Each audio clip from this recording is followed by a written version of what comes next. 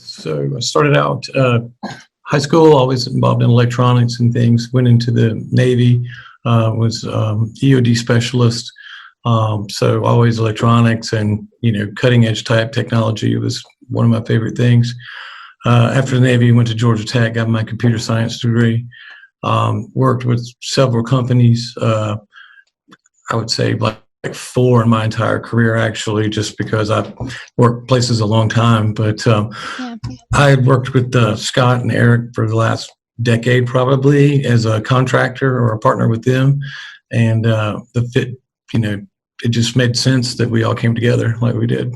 Yeah, absolutely. And brought, creating Symphony into what it is. And so, Mike, from that young age, really getting involved into the world of technology, what was it about it that really sparked your interest and then made you want to continue to pursue it? Because, technology obviously changes so much in any given year. And then throughout being in a career for, you said 4 different companies. And so dedicating your life to it, what about it makes you so intrigued by it? So I'm a huge fan of mathematics, and I believe that math is the true language that doesn't really have a lot of variables. Technology is the same way. You got to have something on the other side of the equation. So for it to work, you have to actually put in, bad data in, bad data out, right? So the key of it is getting the data correct, getting the information in there correct, so that you can use it to make yourself more efficient. The company more efficient, and jump into new technologies fairly easily. Mm-hmm. Yeah, it makes sense. Math it's consistent. It's the same. That's actually what Jean said the other day when I interviewed her for a previous episode. Math is the same. It makes sense. In any language, math is the same, right? So. Yep. Beautiful. Well, Mike, you said you knew Scott and Eric for a while and then eventually joining the team here with Symphony. And part of our, of course, mission is creating technology harmony, the name of our podcast, what we put out there. So for you, what does creating technology harmony mean?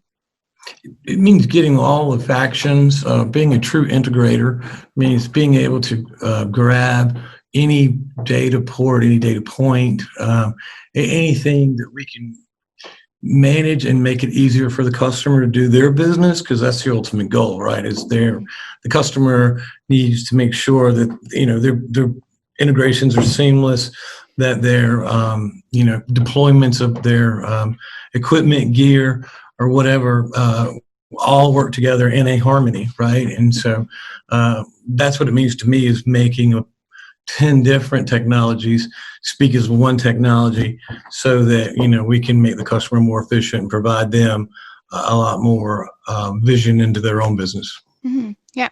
And it makes sense. And being that integrator, because that's what we are, a systems integrator. And I know we've toyed too with the phrase, along with creating technology harmony, of the integrator that actually integrates. That is something Trey really enjoys saying and pushing out there. And so if that is something that Symphony, we want to hang our hat on. So being then that systems integrator, that kind of integrator that actually brings things together, can you speak a little bit to that, and maybe what, it is for Symphony, what you view that mission as? So it's really truly a vertical building technology system, which means, and we're even pushing more into the building automation systems, which temperature control, humidity control, et cetera. But it's taking the fire alarm, the security system, the wireless points, the LAN, the WAN, the IDF rooms, and all of those things, and make them, 1, very easy to troubleshoot, 2, easily identifiable, and 3, it works well, right? So that's how I would deliver it, as far as. Yeah, absolutely. Being able to, and like you were saying with the technology and how it shifts, and then Symphony, of course, shifting along with it as things change and getting more into then building automation. Correct. Well, technology goes in leaps and bounds, right? So it's really about grasping, where you feel like you can be confident and capable of providing the customer the right service, right?